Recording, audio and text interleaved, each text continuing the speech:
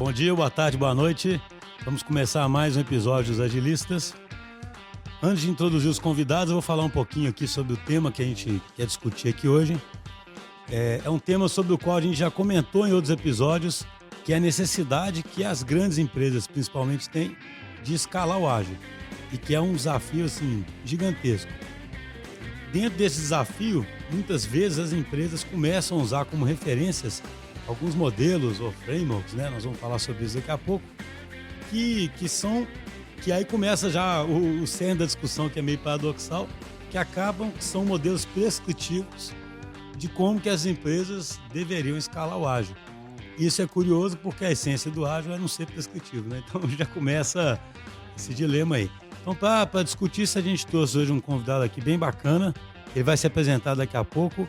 É o Matheus Americano. Tudo bom, Matheus? Tudo bom, bom dia, gente. Regis, que os fãs estavam pedindo a volta dele aqui no podcast. Eu já falei, minha mãe é muito barulhenta nas redes sociais. Tudo bem, gente?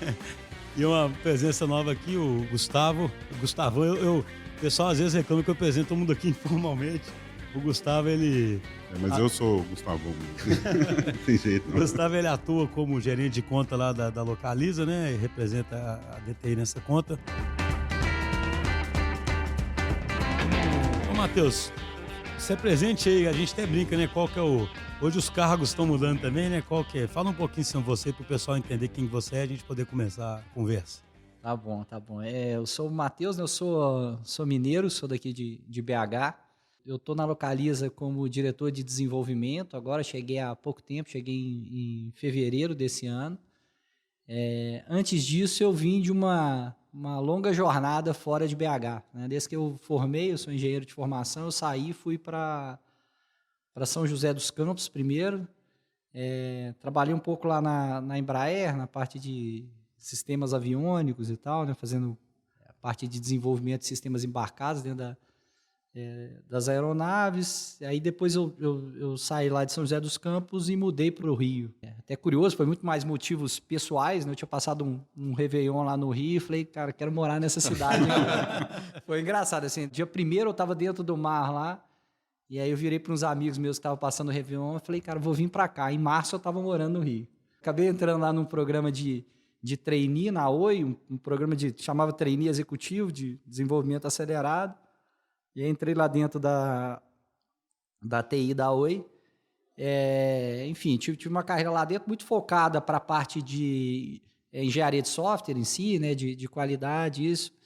E depois eu fui para a TV Globo, né, onde que, enfim, foi a parte mais expressiva aí da minha carreira. Eu tinha ficado lá nos últimos 5 anos e tinha criado a área de qualidade e tal, e fiz uma série de implementações lá e trabalhei desde do início bem preliminar mesmo da implantação do modelo ágil escalável lá dentro da Globo. Então tem uma história bacana para isso. Aí, em função disso mesmo, do momento que a Localiza está, eu vim para cá e quis voltar para casa. Ajudar a Localiza nesse pequeno desafio de escalar. Exatamente, é isso daí. Então, enfim. Então, mas aí só uma curiosidade antes. Como é que você começou a ser mordido por essa mosca da agilidade? Porque a Embraer, por exemplo, eu tenho amigos que trabalham, né, até pela natureza do desenvolvimento. Normalmente eu não consigo enxergar lá, né? É muito regulamentado, né? É isso. É interessante esse caso, assim. Na verdade, a Embraer é uma ótima escola de qualidade, né? Então isso aí me deu uma base bacana de garantia de qualidade, como é que a coisa funciona, do que você precisa se preocupar. Só que, de fato, tem esse efeito colateral, né? Não dá para errar rápido, né, com o avião. Não dá para decolar com o avião na primeira release, né? Ninguém vai querer fazer um fail fast com o avião. Então, tem esse lado aí. Então, para mim foi muito importante, mas eu rapidamente cheguei à conclusão que não era para mim, né? São ciclos longos de desenvolvimento de produto e, conceitualmente, não era o que eu queria mesmo, né? Então, respondendo assim, eu acho que a mosca, né, picou realmente quando estava tentando resolver os problemas que a gente tem cotidianos de desenvolvimento. Eu acho que é igual a maioria das pessoas, né? Dentro de uma pegada de, cara, como é que eu melhoro a minha cadeia produtiva? Como é que eu melhoro a engenharia de software? Como é que eu faço mais rápido? Como é que eu consigo pivotar? E aí, num dado momento, né, eu estava conversando até com um consultor que eu tinha lá, e a gente, depois de quebrar a cabeça um monte para como que eu escalava o modelo de qualidade dentro da Globo, chegou à conclusão que não tinha jeito, que a gente tinha que repensar toda a forma que a gente criava produtos dentro da empresa. E aí nós encaramos essa Não, só essa até, jogada. por exemplo, eu fico imaginando, a curiosidade que eu tenho deve ser de quem está ouvindo. Primeiro, qual tipo de, quando se fala da TV Globo, Uhum. qual tipo de software? É o Globo.com? É app para fazer streaming, né? O que é? São os apps, tem back-office também lá dentro, né? O que é? Porque a gente só vê a televisão ali. Isso a Globo não mostra. Bacana. Então, assim, a TV Globo, ela tem o Grupo Globo, né? Ele tem várias empresas do grupo. O Globo.com é a parte é o portal em si, né? Uma outra empresa do grupo. Agora eles parece que vão até rever isso daí. Estão repensando como é que a empresa vai estar estruturada.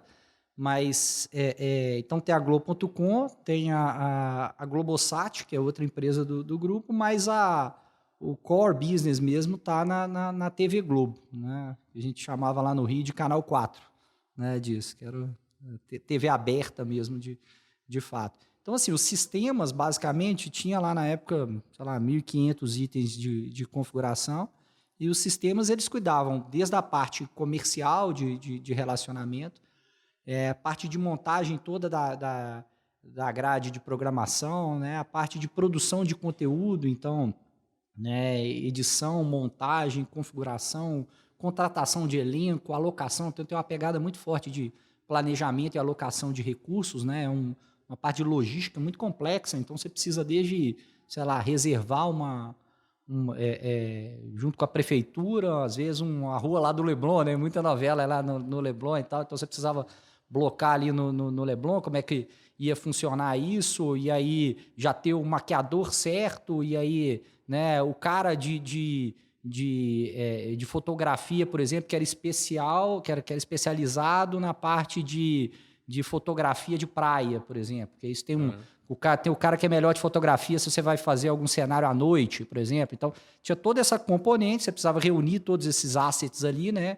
E fazer o planejamento disso para montar uma componente muito forte. E, obviamente, toda a parte do playout, edição, né? Transmissão disso. E isso tornou muito mais complexo depois do ponto que você falou, assim, né? Na hora que enquanto isso era um canal simplesmente linear, né? Aberto, era um mundo muito mais complexo, muito mais previsível. E aí era muito mais aderente aos métodos tradicionais de desenvolvimento, porque a demanda do negócio era isso. Na hora que começou a expandir, principalmente para esse mundo multiplataforma, né, e que você precisa criar conteúdo, e que você cria o mesmo conteúdo, e que você edita ele, e às vezes você transforma. Uma coisa até que eu estava comentando ontem com o pessoal. O pessoal começou, por exemplo, a gravar série, transformar, vocês devem ter visto isso na TV, transformava a série num filme, né? Isso trazia uma série de implicações que a gente nem imagina, né? Por exemplo, relacionada aos direitos dos atores que estavam lá, porque às vezes você pegava um núcleo, né, que é uma sub-história que passa dentro daquela história, e cortava aquele núcleo inteiro daquilo. No filme já não aparecia. Já não aparecia. Então, como é que você fazia para... Então, você precisava reagir. Os sistemas começaram... né? Então, por exemplo, a parte dos direitos autorais era baseada em cima de uma negociação de contratação do elenco que tinha acontecido. Mas esse elenco já tinha sido contratado, entende? Já tinha gravado, já tinha... Mas como é que você faz uma coisa dessa, por exemplo? Né? Como é que você edita e tira os caras de toda a marcação daquele negócio para um conteúdo que você pode até tirar na mão, né? Mas isso não vai... Engraçado, né? Porque vira mais B2C também, né? No sentido que... Muito mais. Eles eram um mais. broadcast e pronto, né? Agora você começa a ter um contato... Não é mais, não. Assim, na verdade, ele era só... A Globo era só B2B mesmo. Ela vendia para anunciante e passava ali, né? Exatamente. O modelo de negócio era esse. Aí começou a repensar. Então, até isso, né? A parte de relacionamento com o cliente é uma coisa relativamente nova, que a Globo.com se relacionava um pouco melhor, né? Com isso, mas que a TV Globo em si, que é né, da onde que sai a receita efetivamente da empresa, do grupo, né? Não se relacionava tanto com isso. Então, assim, como qualquer outra área, né? Eu acho que a área de mídia também, principalmente pela vinda do Netflix também, assim, tem Eu costumo falar que tem um unicórnio para cada segmento, né? Assim, o Netflix ali, ele chegou de fato desconstruindo muito fortemente esse modelo do canal linear e da TV aberta, né? E aí nessa busca de reconstrução né, e como reagir a esse movimento, de fato, criou aquele... Eu costumo falar o barata voa, né? Criou aquele desespero ali dentro da... Barata voa. Barata voa era muito bom. O tempo que o pessoal usava direto lá no Rio. E aí criou, de fato, esse impacto dentro da empresa e a empresa teve que reagir mais rápido e aí não tem jeito, né? Aí, naturalmente, do ponto de vista do desenvolvimento... Ou seja, começou a enfrentar o seu mundo VUCA lá. Né? Exatamente. O mundo VUCA chegou lá muito forte, né? Mas é só mais uma última pergunta antes de entrar assim, na história mesmo, né? O portfólio, normalmente, é muito desenvolvimento sob medida também, é muito pacote, muita integração de pacote, entendeu? Como é que é? Então, tem alguns pacotes, assim, eu acho que tem uma indústria especializada na parte de mídia, que era uma parte mais engenharia, se a gente for pensar essa parte toda do playout, não sei o quê, vem de uma fita física, né? Você ia lá, gravava, chegava com o cara colocava lá numa espécie de um videocassete mesmo e dava play, né, antigamente. E essa indústria, que era uma indústria forte, né, os fornecedores e tal, eles foram se especializando ao longo do tempo, igual qualquer coisa, e aquilo foi virando SDK, né, foi digitalizando ao longo do tempo. Então, tem essa representatividade muito forte dessa parte da mídia propriamente dita, né?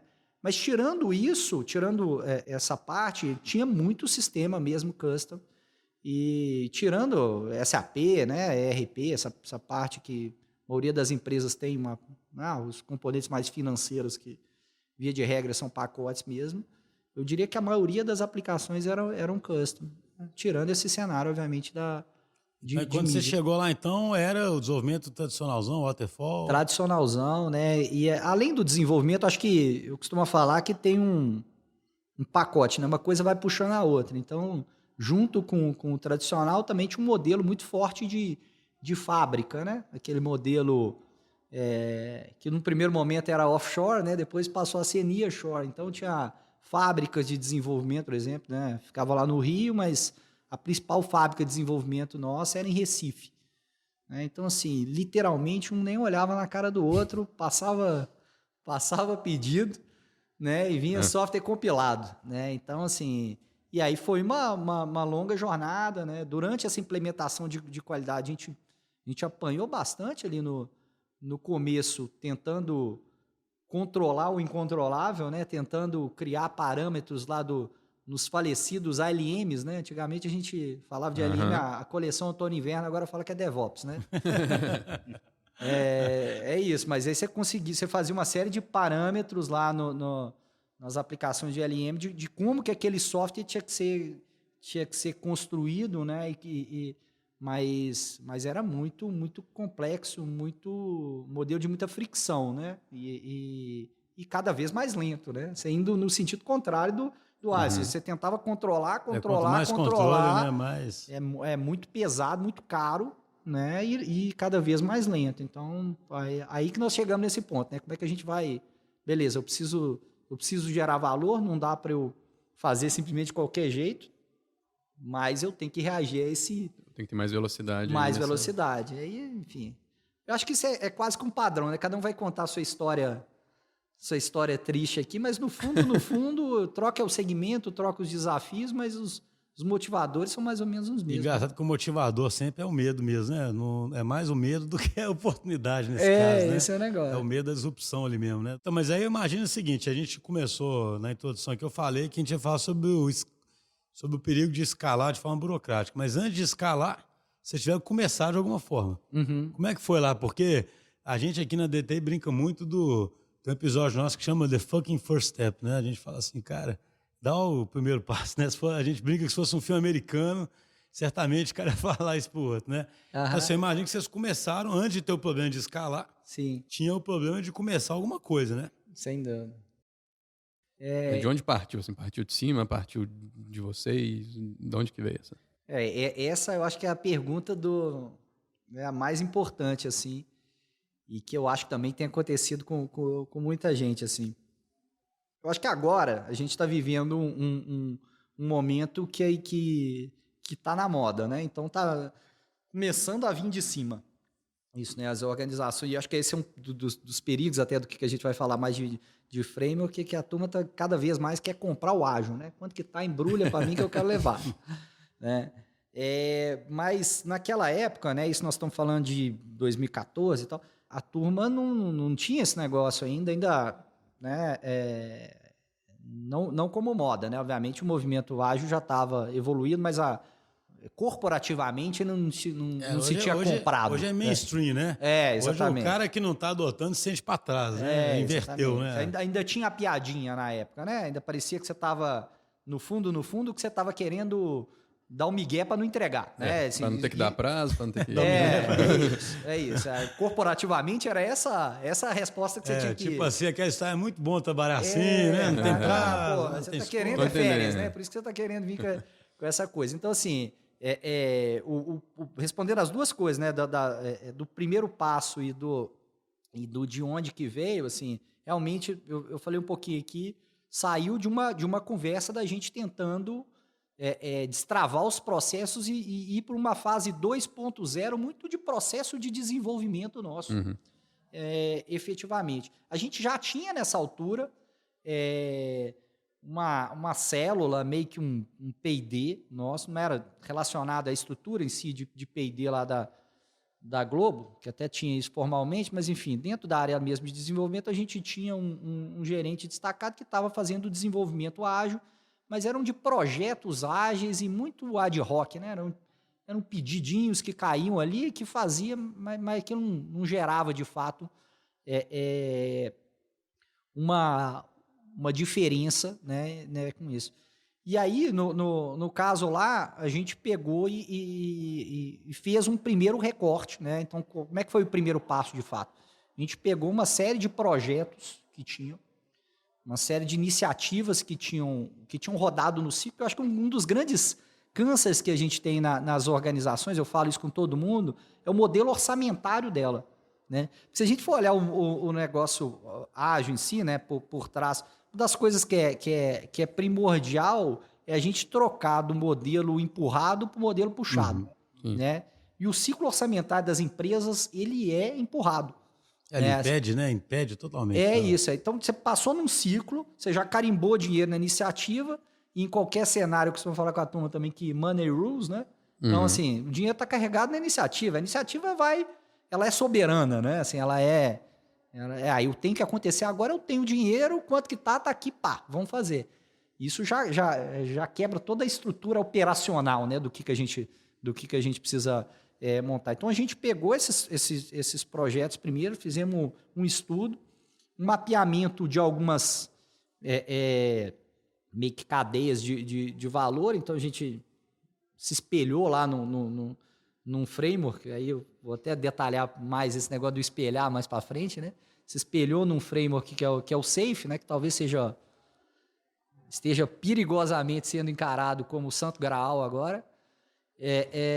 A gente se inspirou no SAFe e fez um recorte ali da parte meio que das cadeias de valor, né? Tentando estruturar, que a gente chamou lá de linhas de produto, mas pode ser encarado como tribos, né? É engraçado que até o nome certo hoje tem, né? Assim, você não pode chamar do jeito que você quiser, não. Tem um nome que você tem que chamar. Mas curioso, vocês já começaram usando o SAFe como referência. Para escalar. Assim, a gente já tinha familiaridade com projetos ágeis. Já rodava, mas isso traz muito pouco, né? Isso, no final das contas, a gente, ainda assim, você recebia um pedido, né? Com aquilo. E aí a diferença só é que você demonstrava aquela entrega ao longo do... Você fala, recebia um pedido da parte de negócios de para vocês. Exatamente. Por isso que eu estou falando que é o perigo do ciclo orçamentário, né? Eu costumo comentar assim, já melhora um pouco que você no mínimo tem validações intermediárias, né? Exatamente. Mas ainda não é Era muito a longe. Essência de negócio puxando valor, né? Por isso que eu falo, assim, a grande quebra para mim foi essa visão de como que eu vou efetivamente encarar meus desafios, né? Acho que é isso que como que eu vou resolver? Porque essa discussão toda, se você for olhar, né, vamos voltar de novo no ciclo orçamentário aqui. Você faz lá uma sustentação, né, para passar, você geralmente vai para um board. Né, toda empresa, grande empresa, é igual. Né? Você vai para um board e aí tem um PowerPoint, você vai lá e defende aquilo. Né? Tem umas que você tem que demonstrar retorno sobre investimento, né? Tem BP que você tem que mostrar, outras nem tanto, mas assim, de alguma forma você tem que sustentar aquela ideia sua e aí você vai conseguir uma verba para aquilo, eles vão te dar um dinheiro, provavelmente eles vão cortar esse dinheiro também, arbitrariamente também, porque você vai pedir 10, eles vão te dar 7, porque 7 é um número legal. No fundo, assim, a gente pede dinheiro arbitrariamente, eles cortam arbitrariamente. Corta arbitrariamente e te dão, né? Mas aí a gente chama de gerenciamento de portfólio. Chama, tem uns nomes bacanas. Mas aí, assim, depois que você passou dessa coisa, você minimamente você está mais seguro que pronto, né? Já sobrevivi. Agora, se eu executar esse negócio aqui, eu vou ser feliz. Assim, eu tenho que fazer agora. E aí a gente fazia isso em metodologia ágil, mas é muito diferente do que a gente quer, né? Assim, eu não consigo nem chamar isso de ágil, assim, né? Eu acho que é legal nesse primeiro momento, porque a turma começa a entender se é de comer ou passar no cabelo ali, como é que roda a engrenagem, mas não é esse o valor. Você não consegue efetivamente fazer um trade-off de trocar requisito, porque não foi isso que você defendeu, entende? Assim, não foi esse o seu pleito. Você precisava trocar essa engenharia de valor de alguma forma, né, disso. Então, acho que a preocupação no primeiro momento não era nem escalar, sabe? Era dar essa flexibilidade para gerar... Né, ter, pelo menos, uma frente nessa essência aí, né, de gerar valor. Esse é o ponto. Então, a gente começou a buscar as frentes que já estavam mais habilitadas para isso, fizemos meio que uma vaquinha ali, né, buscando os projetos que estavam relacionados àquela frente, juntamos aquilo tudo num balde, no final das contas. Aqueles projetos meio que foram encarados meio que como épicos, né? Porque, de certa forma, não é tão diferente assim, né? Projeto de épico. E aí a gente começou a mudar a forma de interlocução, de reportes, dessas coisas todas, para puxar a discussão para o fluxo. Mas ainda, né? Dentro da orçamentação tradicional. Dentro da orçamentação tradicional. Você meio que somou tradicional. o dinheiro daquilo tudo ali. E começamos. E aí, mas assim, a gente tinha o orçamento, mas a forma de comunicação, de interlocução para os níveis superiores, cada vez mais a gente foi esfriando isso, né, ali dentro. Essa discussão e meio que conduzindo simplesmente, né, para uma discussão de que a gente chamava de linha de produto ou de tribo, assim, vamos empurrando para lá. Os projetos eles foram meio que indo para o segundo plano, né? Eles não eram o principal da discussão. E aí, de tal forma que no ano seguinte, na hora que teve o outro ciclo orçamentário, essas linhas de produto elas já estavam criadas. E aí a gente já conseguiu chegar e defender. Você orçou a linha de produto ao invés de orçar um projeto. Então foi um trabalho meio de 2 anos, né? No primeiro ano meio que uma adaptação, onde que estava com isso. É interessante, só porque eu gosto sempre de ter... A gente sempre imagina, né, que tem gente ouvindo que fica querendo fazer na empresa dele, né? Então foi interessante, você consolidou projetos similares que poderiam ser tratados até como épicos, já numa frente de produto. Isso. E depois meio que virou natural orçar essa frente de produto.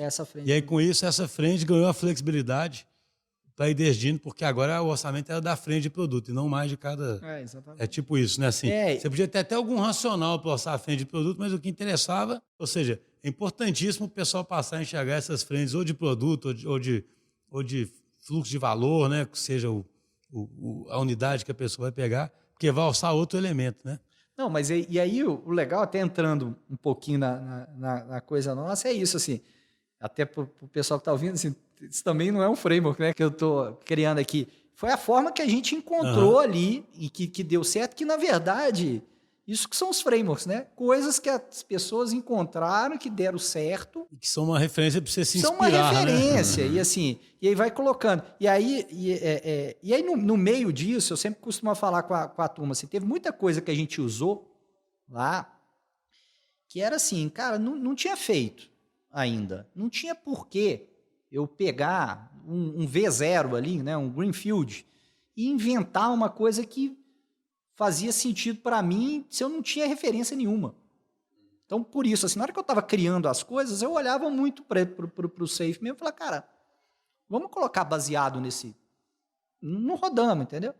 Mas, obviamente, tinha coisa... Então, sei lá, essas tribos nossas, né? Esses, que a gente chamava de linha de produto. Nenhuma delas, por exemplo, tinha 150 pessoas. Nenhuma.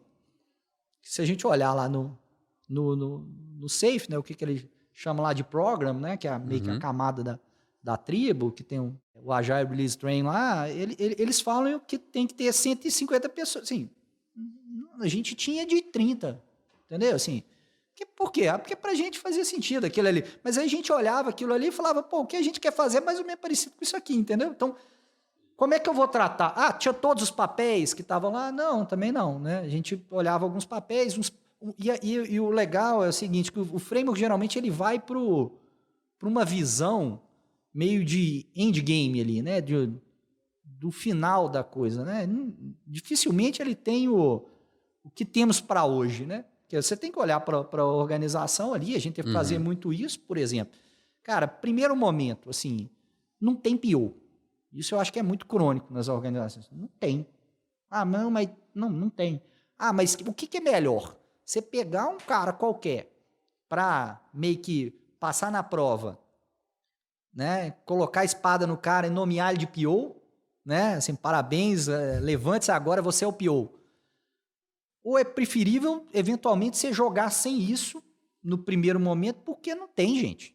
E aí você vai buscar outras adaptações, entendeu?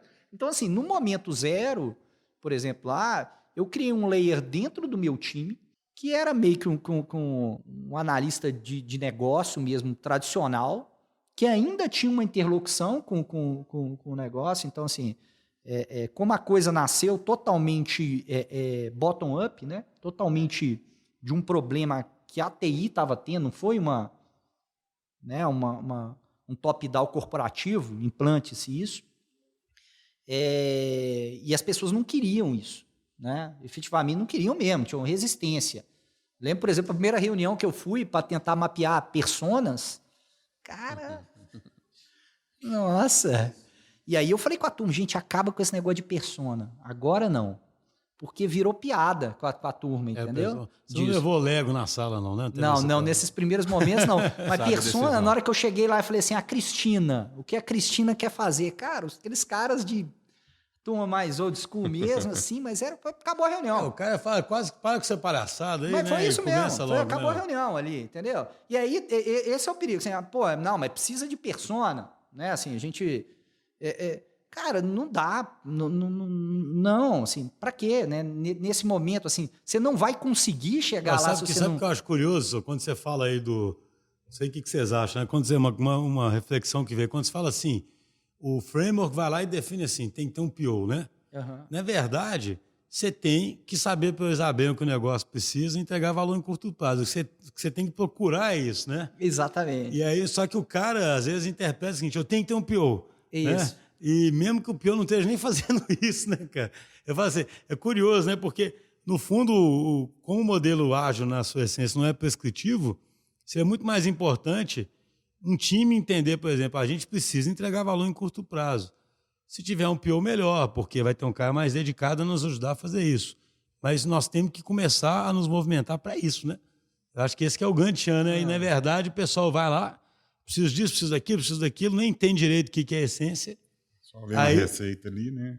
Tá escrito, precisa disso. Não, e aí acontece aquele negócio que no mercado a gente mais vê, que eu tenho um squad, eu tenho isso, eu tenho aquilo, eu uso Scrum, mas o cara trabalha exatamente do jeito anterior, né? Exatamente, é isso. Assim, o que não teria problema, vamos dizer assim, é lógico que não é o melhor jeito, mas se o cara pelo menos começasse assim, mas com a cabeça de tipo assim, cara, eu vou ver se isso aqui tá funcionando. Cara, não, tá claro para mim que essa pessoa que eu coloquei para CPO não tá priorizando, que essa pessoa não vai ter autonomia de definir o que vai na frente do que e ter a maturidade depois de tirar o cara e colocar outra estrutura, né?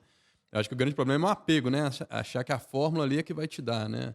Acho que a fórmula, o framework, talvez como fonte de inspiração, né? Como a primeira referência, eu acho muito válido. Assim, você não tem lugar nenhum, você quer saber pelo menos o que você pode virar ali, você começa com alguma coisa.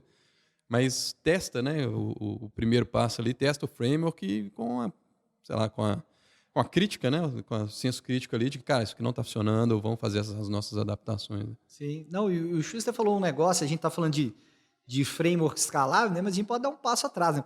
Podemos olhar o próprio Scrum, né? Disso. Tem uma série de verdades que eu vejo hoje, principalmente o Scrum Master. Tem muito Scrum Master que tá virando o burocrata do coisa. Então, assim, o cara tá mega preocupado se a dele é de 15 minutos, né? Assim, cara, aquilo ali tem um propósito, né? Que, assim, aquele propósito tá sendo atingido. Qual é a efetiva... por que é de 15 minutos? Eu acho que falta essa decupada, né? Assim, para que é... Exatamente. Efetivamente. Assim. Aquilo é um remédio para qual cenário? Você quer o quê com aquela dele, na verdade? Né? Exatamente. O cara sabe o dele, né? Pessoal, assim, é impressionante, né, cara? A gente tinha que, talvez, chamar um psicólogo aqui, né? Eu entender esse comportamento humano. Porque sabe o que eu acho curioso? Assim, uma coisa que eu vejo é porque esse tipo de jeito de trabalhar tira muitas pessoas da zona de conforto, né? Porque elas têm que saber melhor o porquê que elas estão fazendo as coisas, né? E não simplesmente... É muito mais fácil um cara falar isso. O que eu tenho que fazer aqui? Você tem que garantir que a reunião dura 15 minutos, né? Você tem que garantir que depois os caras anotam não sei o que, não sei aonde, que os papelzinhos andaram não sei aonde, né? Não, porque assim, você tem que ser um líder servidor que garante que a metodologia esteja acontecendo. O que eu faço, né, cara? É isso. A gente preconiza uma coisa muito mais colaboradora, né? Muito mais colaborativa, quer dizer... E as pessoas querem cada vez mais para aquele modelo de race, né? De qual que é o meu quadradinho, qual que é a minha função. E eu costumo falar assim, gente, não precisa nem 10 anos atrás, não. 5 anos atrás não tinha esse boom que a gente tem hoje com esses papéis de PO, de Scrum Master, não sei o que, né? Eu não sei também se daqui a 10 anos a gente não vai estar falando de outros papéis, assim. É simplesmente o remédio que está sendo mais aplicado hoje, né? Agora, assim, a problemática sempre foi o mesmo problema. Sempre a gente precisou pensar no que a gente ia desenvolver, de certa forma, né? No valor disso. A gente sempre precisou efetivamente construir e a gente sempre precisou gerir como que a gente estava construindo. Ou seja, os problemas são esses, né? Os problemas são esses, exatamente. Eu acho que é isso que é o mais importante da gente avaliar e da gente verificar. Então, eu sempre... Desculpa, só uma curiosidade. Quando é que você começou? Porque assim, então vocês começaram a conseguir adotar isso, aí uma frente que dá sucesso já começa a mostrar para a organização que tudo devia virar isso, né? Aí começa a espalhar, né? Uhum. E onde é que você sentiu essa vontade das pessoas de seguirem burocraticamente, começar a seguir o SAFe? Entendeu? Foi lá mesmo? Ou você tinha que ficar lutando contra isso? Com experiências em congresso? Entendeu? Como é que você... Não, tinha um pouquinho de tudo, né? Na hora que a coisa começava... Então, assim, até contando... do meio para frente da história, né? Isso começou a alastrar, né? A gente começou a dar resultados legais. Então, assim, as mesmas pessoas, isso é muito, muito bacana mesmo, né? As mesmas pessoas que tinham uma resistência enorme lá no começo, com o resultado, com o valor que você ia gerando para cada uma dessas value streams ali definidas, começavam a espontaneamente fazer propaganda daquilo, né? Sem você pedir nada, né? Ia para uma reunião e falava que estava... o nível de fricção e de atrito caía exponencialmente, né? Acho que uma coisa que também o pessoal usava muito lá e que eu falo aqui, tem uma coisa que é muito forte, que é colocar a turma dentro do táxi, né? Que eu falo assim, tá todo mundo vendo o que está acontecendo e o cara sente aquilo. Então, essa aproximação mesmo, ela acontece muito, muito pouco forçado. E à medida que isso foi acontecendo, a empresa inteira, né, começou a querer cada vez mais escalar. E aí teve, sim, algumas oportunidades, né, lá dentro também, de algumas pessoas nossas mesmo que começaram a estudar por fora, que eu acho, né, super válido, acho que as pessoas têm que estudar também, mas aí tem o real entendimento, né? As pessoas olham o gabarito e falam, não é isso aqui que nós estamos fazendo. Não é exatamente isso, né? A gente não está passando a prova aqui, não estamos gabaritando. Quando que a gente vai começar a fazer isso? Mas não temos essa pretensão, sabe, de ser... Tá dando certo, né? Assim, não tá, do por nosso quê? jeito. Para quê? Nós estamos com esse problema, a gente está resolvendo ou não? Não, mas nós precisamos ter esse papel aqui específico, né? O exemplo que eu dei aqui do SAFE não ter... Do programa não ter 150 pessoas, foi tema de uma reunião, assim. Isso aqui não é uma linha de produto. Vamos ter que matar essa linha de produto. Mas por quê? Porque não tem 150 pessoas. É muito engraçado. Ô, gente, eu sempre falo que Gilbert, o cara só tem que, né, pegar os exemplos e fazer a tirinha, né? Não tem muito trabalho, né? Não tem, não, cara. E eu falava assim, gente, o que tá querendo resolver? O que vai, né, disso? Mas também fora. Então, assim, eu sempre costumo falar isso, assim, que eu tenho preocupação, de fato, com esses treinamentos e com a forma que a coisa tem sido encarada, né? Brinquei aqui que o pessoal está querendo comprar o ágil, mas todo mundo já entendeu, principalmente da área, né? Enfim, os desenvolvedores, a turma que está querendo mergulhar nisso, o que é muito válido. Só que eu acho que a mensagem aqui é, de fato, que a gente precisa olhar os dois lados e que aquilo ali é vou falar com a turma que é o bizu, né? O termo que o pessoal usava muito lá em São Paulo. Bizu? Bizu. Bizu era quando vinha aquele xerox que a menina escrevia lá na aula, a menina que copiava até o espirro do professor, ela passava depois o bizu. Era entendeu? Um negócio mais esquematizado ali de como é que tinha, que ela anotava até o que ia cair na prova, não sei o quê. Você olha ali, é uma referência muito legal, mas não é, né? Isso. Então, as pessoas realmente precisam olhar para isso e saber que eles não estão ensinando ali o que você precisa fazer exatamente, né? Qual que é o papel, o que está certo e o que está errado, né? Principalmente o que está errado, né? Ele não está ensinando ali que se não fizer aquilo, está errado. Está ensinando ali uma referência para você julgar e eu acho realmente, o ponto que eu falei, o mais importante da gente decupar isso e tentar entender o que está querendo resolver. Então, assim, uma leitura bem simplista, por exemplo, do SAFE, que eu sempre falo com a turma. Costumo fazer uma analogia com uma boneca russa, né? O Les também tem uma pegada meio parecida com isso.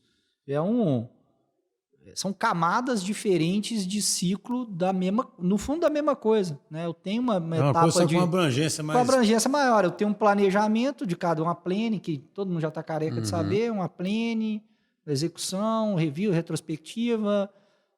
Todo dia eu vou ter uma daily ali, não sei o quê, não fechei aquela sprint. Eu ponho isso é mais complexo, eu tenho que colocar um outro rito para abraçar aquilo que pega todas as squads. E isso que é importante, né?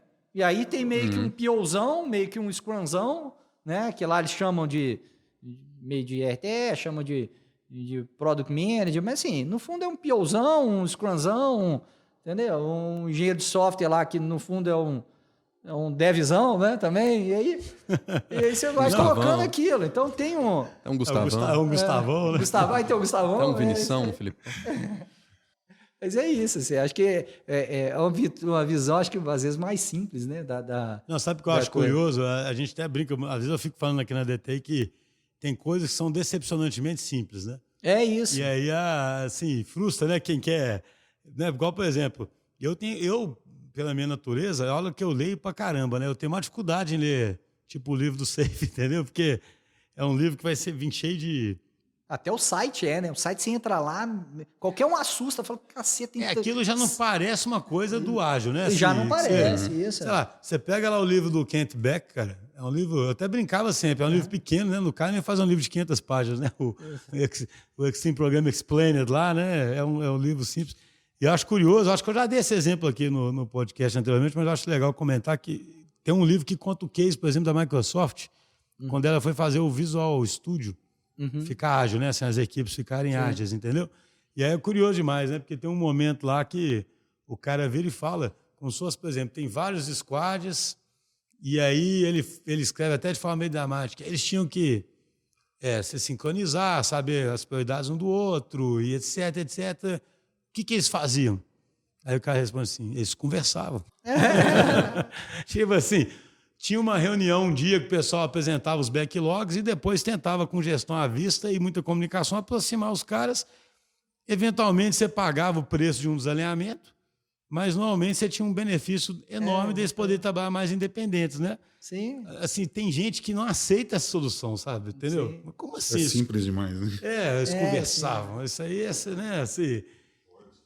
O que eu acho que traz de legal a parte dos ritos ali, da cadência, principalmente num momento de transição, né? Assim, porque eu acho que a gente fala de um termo muito em voga aí hoje é transformação digital, né? Uhum. Transformação significa que você não era, né?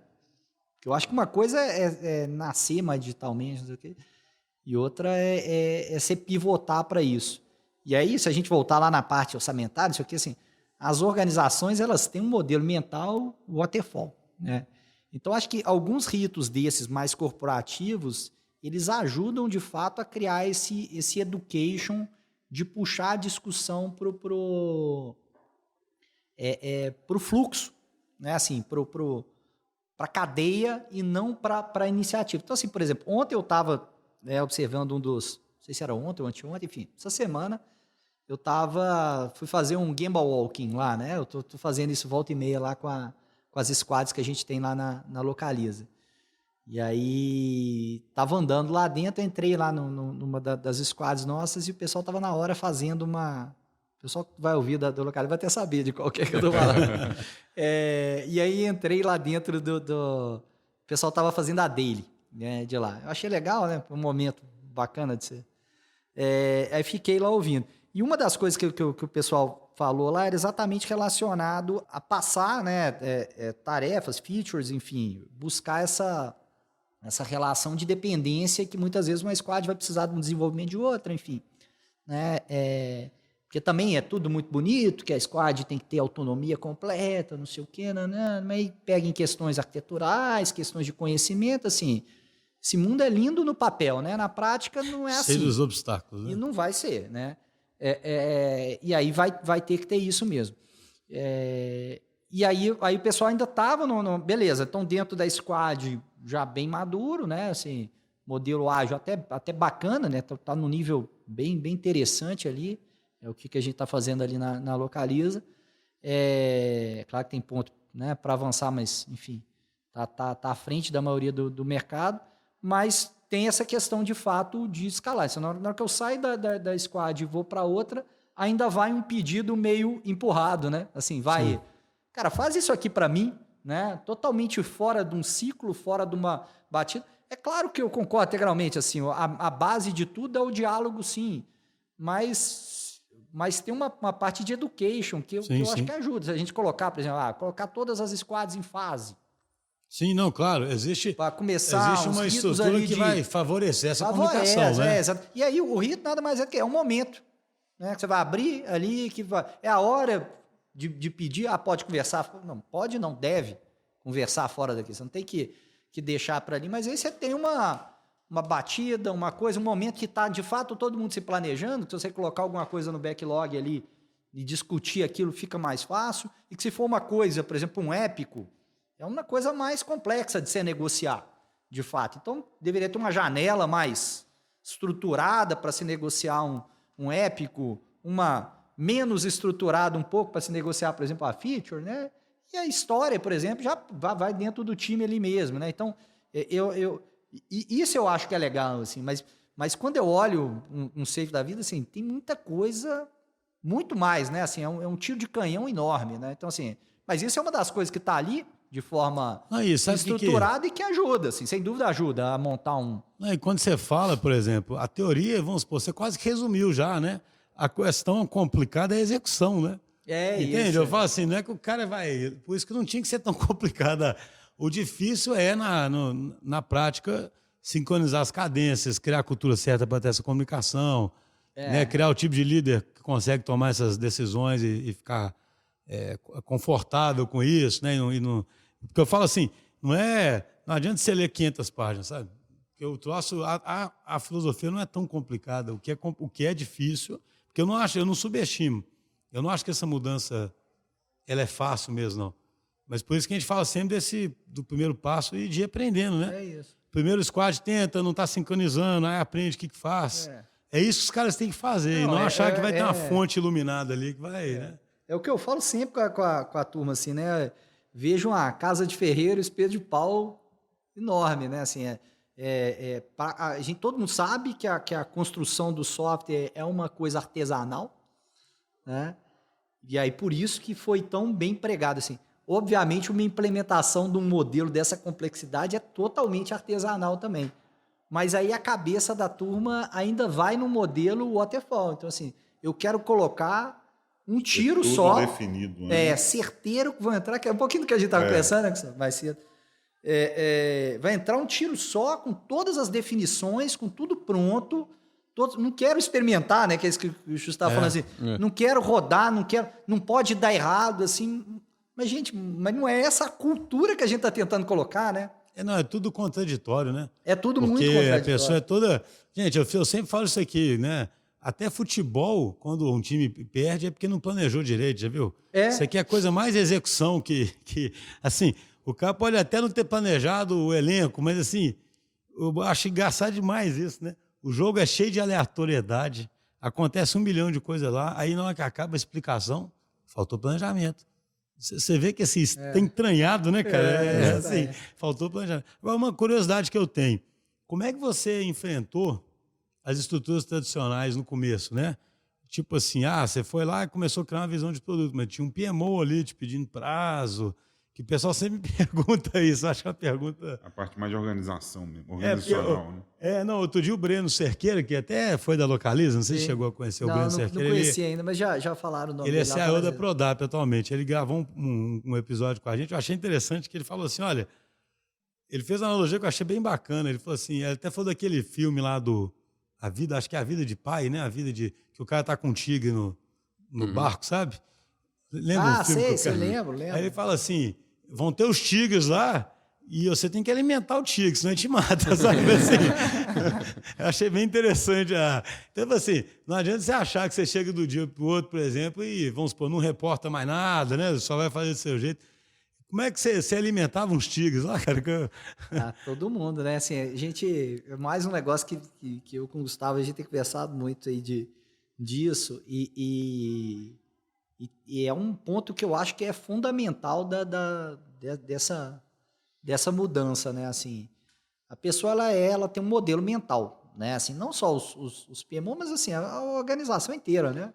O nível de diretoria, né? O C-level, todo mundo tem um modelo mental que é forjado ao longo de anos de como que eu acompanho o sucesso daquilo. Então tem curva S lá de realização financeira, né? É previsto, realizado. Entrega, enfim, se entregou no prazo, se não concluiu. Então tinha coisa lá, por exemplo, que chama termo de aceite. Né? Vocês aqui da DT, vocês não devem nem saber o que é isso, né? Mas tinha lá o termo de aceite. Não, mas já corria muito atrás disso na minha vida. Rapaz, tipo uma carta de euforia, né? Já comemorei. Liberta. Já comemorei muito termo de aceite. Era passar de ano, né? Era passar de ano. E aí tinha termo de aceite, tinha essa coisa toda para lá. E ao mesmo tempo, assim, e aí o que foi o erro? Né? Porque às vezes a gente fala muito, poxa, o que fez, o que deu certo e tal. Costumo falar isso com a turma que eu sei algumas coisas que deram certo e sei muita coisa que deu errado. Né? E eu tento evitar algumas coisas que deram errado. Uma coisa que deu errado no começo foi isso, assim, a gente não preocupou no comecinho com essa parte de informacional, não. Sabe assim, como é que você vai montar e como é que você vai... De alimentar o tigre mesmo. De alimentar o tigre. É isso. Não preocupamos, não. E o efeito colateral foi terrível. Isso é bem o que você comentou mesmo, né? Porque aí fica sem visibilidade e o tigre vai ficando nervoso ali, vai né? Ficar nervoso. E aí isso aconteceu muito, assim, porque aí você gera uma percepção, voltando lá no ciclo sanitário, que você, bem ou mal, o cara conseguia ter uma visão se aquilo ali ia resolver o problema ou não, é outro ponto, mas eu comprei isso, está aqui, né? Eu comprei verde, está aqui, verde, pronto. E aí, nesse modelo, no primeiro momento, você não tinha muito o que falar. Você ia lá concluir a sprint, o que eu entreguei? E aí, você faltava essa camada até de interlocução mesmo com os níveis. Você entregou, construiu uma tela, fiz um não sei o quê. Não, cara, e aí? Aí vinha a pergunta, mas vai dar tempo? Vai ficar pronto no prazo? Beleza, isso aí que vocês estão falando, mas O ovo sai quando, né? Assim, quando que... Aí você fala, não, cara, mas não é isso. Não sei. Aí ficava essa sensação de, o cara tá me enrolando aqui. Foi para isso que eu abri mão do meu controle. Exatamente. Piorou, né? E é engraçado porque, assim, no mundo de projeto que a gente estava falando, e aí começa uma idealização muito doida, né? Assim, como se o projeto entregasse tudo fosse no prazo. Não, isso aí... Tudo fosse assim, era perfeito. Todos os problemas, de repente, sumiu. Não, só um comentário que eu comentei, isso eu já acho curioso demais mesmo. Você é comparado com uma coisa imaginária que nunca existiu. Que nunca existiu. De sucesso total e que teria dado... Não, mas esse projeto aqui foi entregue em dezembro do ano passado. Pô, mas você não estava discutindo comigo outro dia que faltou um monte de coisa que você não ia assinar o diabo do termo de aceite porque você não considerava que aquilo ali... Então, como que... A referência é imaginária, né, cara? Totalmente. Assim. Mas aí você montava um indicador lá de que se entregou, não entregou, assim. Mas o que eu tô falando, assim, bem ou mal, o mundo se adaptou a esse negócio ali e a gente jogava esse jogo. Todo mundo sabia jogar esse jogo, né? Lá.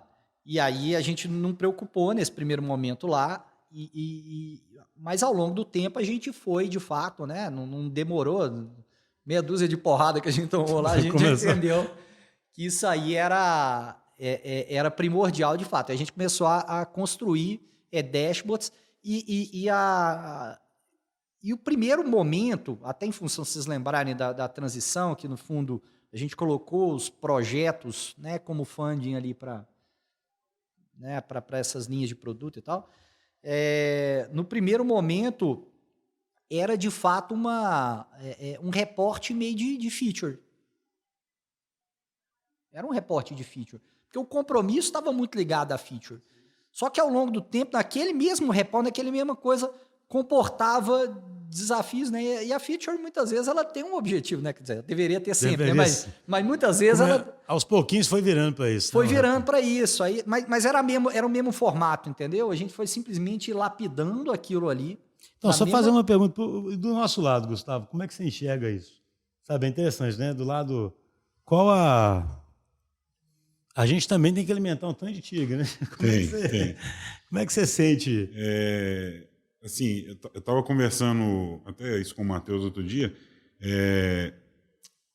Eu não sei se chega a ser alimentar o tigre, não, mas é mostrar que nesse... Porque assim, tudo que a gente está falando aqui é de adaptação, né? A gente está falando exatamente que o framework ele é uma referência e você tem que adaptar o seu cenário ali. E para você ter essa adaptação, convencer, você tem que dar a mensagem que aquilo que você está conseguindo reagir nesse novo modelo, né? Então, se você não externar isso, você começa a criar a trazer as pessoas, até a palavra do Matheus, trazer as pessoas para dentro da sua casa.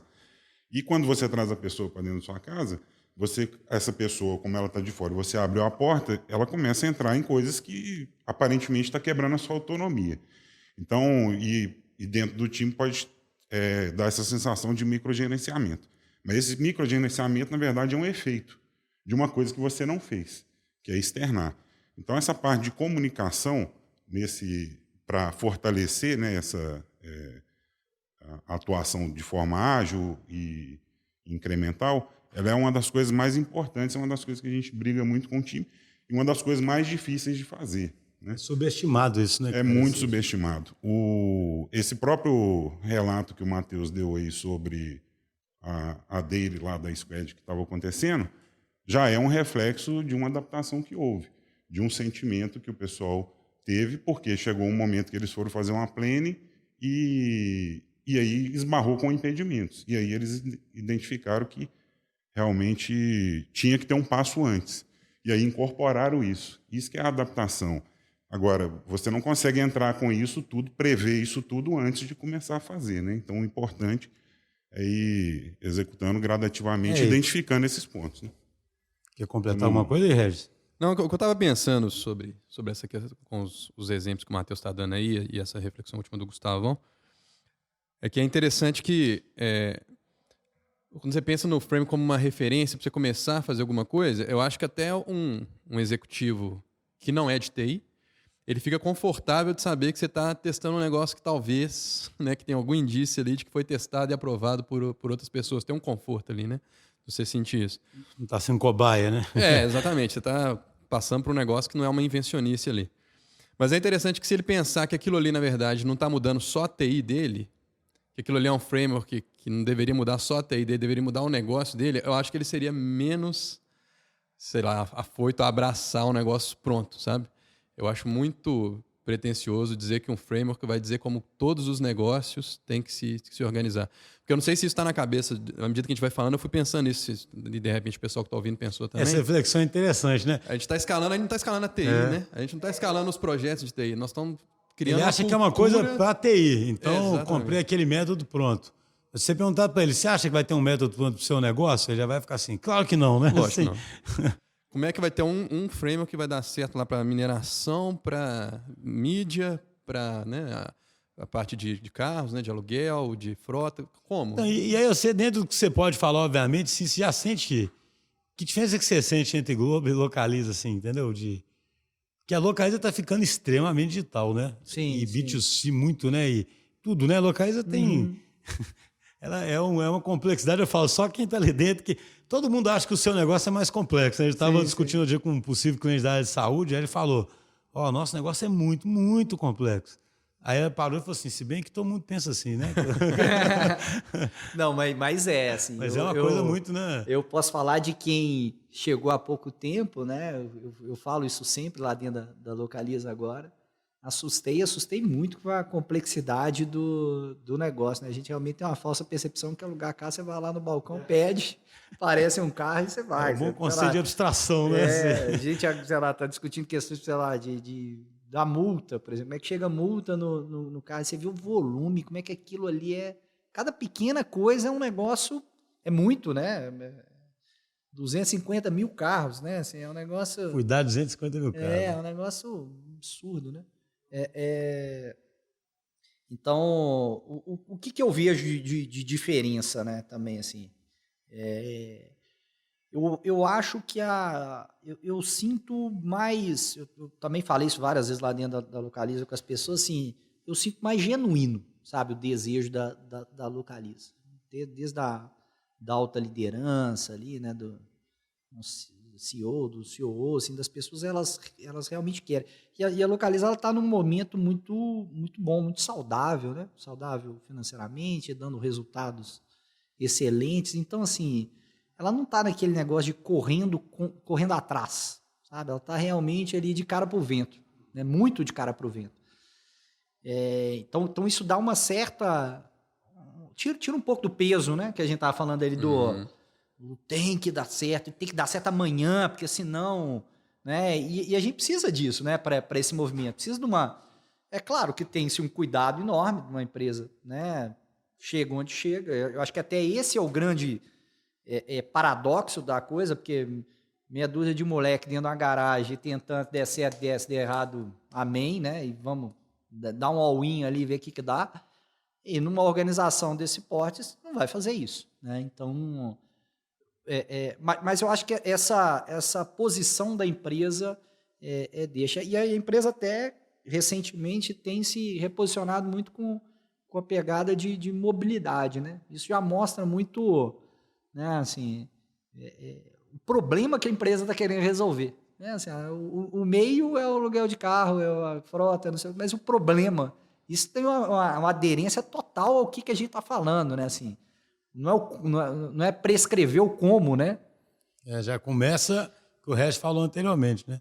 Até o jeito que a própria empresa vai se definindo, né? Ajuda vai demais. Fazendo com que a estrutura fique mais orgânica procurando aquilo, né? Resolvendo um problema de mobilidade do que se especializar numa coisa ali, né? E eu acho assim, corporativamente também, por mais que tenha uma organização complexa também, então, eu vejo a Localiza um pouco menos complexa, por exemplo, que a Globo era. Então, assim, eu tenho uma expectativa muito da coisa ser mais fluida, né? Mais rápida até, dentro da Localiza. E você fala que você acha que é mais fácil mudar a estrutura da Localiza do que seria a estrutura ali na Globo? Eu não sei se estrutura, né, formal de pessoas, assim, mas eu acho que estrutura, na boa, é o de menos. Assim. Eu acho que talvez possa facilitar em algum cenário, não sei o quê. Eu acho que não é esse o cerne da discussão. É mudar, de fato, o modelo mental de pensar, por exemplo, assim, uma coisa que a gente fala, assim, tem um pensamento intermediário entre a operação e o sistema de fato, né? Eu acho que um dos problemas que a gente teve, que o pessoal fala hoje, modelo de produtos, que aí vem o PO, né? A figura santificada do PO hoje. Mas no fundo é você ter uma estratégia para o produto especificamente, né? Costuma falar assim, já estive lá na Microsoft, por exemplo, Seattle, isso eu conto para todo mundo também, e aí para discutir roadmap dos produtos lá que a Microsoft tem. Então eles chamam lá clientes relevantes dele. Se eu não tiver